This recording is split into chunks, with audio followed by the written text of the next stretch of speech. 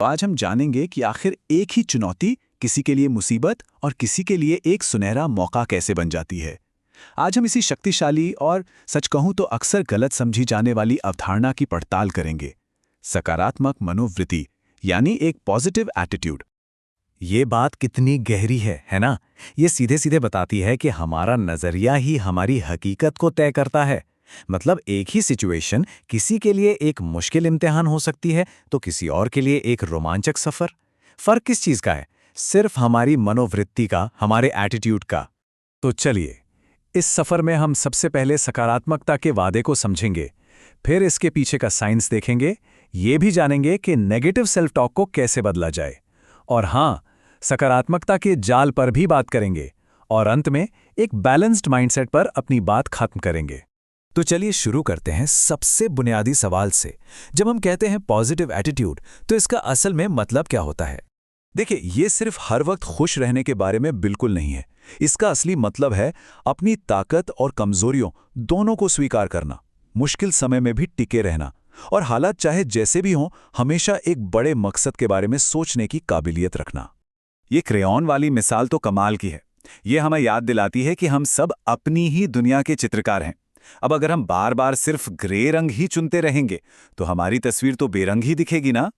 लेकिन अगर हम चमकीले, उम्मीद भरे रंगों का इस्तेमाल करें तो वही दुनिया खुशियों से भर सकती है। तो सवाल ये है कि ये विश्वास बनता कैसे है?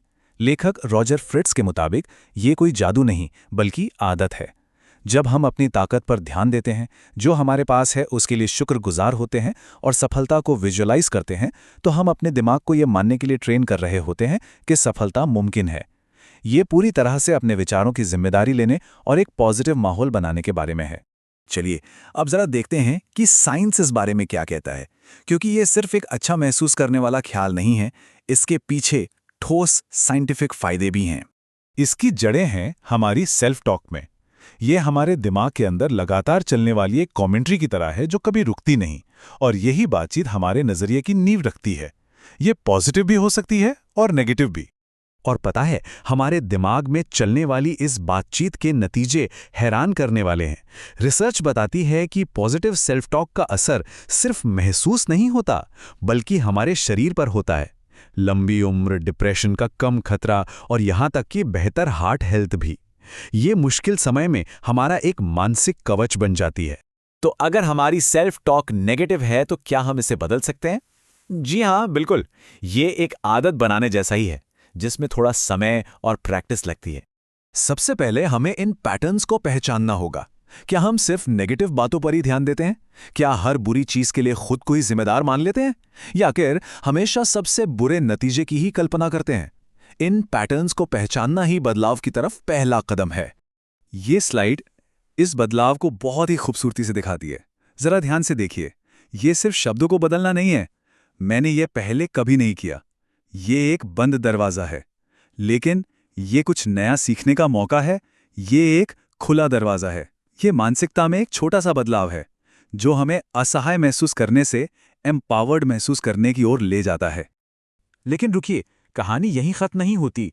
अब हम इस विश्लेषण के एक बहुत ही महत्वपूर्ण मोड़ पर आते हैं, जहां हम इस विचार की सीमाओं पर सवाल उठाएंगे। ये एक बहुत जरूरी सवाल है। क्या हमेशा पॉजिटिव रहो का दबाव कभी-कभी फायदे से ज्यादा नुकसान पहुंचा सकता है? यहां एक मनोचिकित्सक की बहुत तीखी आलोचना है। वो कहते हैं कि बार बार पॉजिटिव बातें दोहराना एक तरह से सेल्फ हिप्नोसिस जैसा है, खुद को ये यकीन दिलाना कि सब ठीक है, जबकि असल में जरूरी है आत्मज्ञान।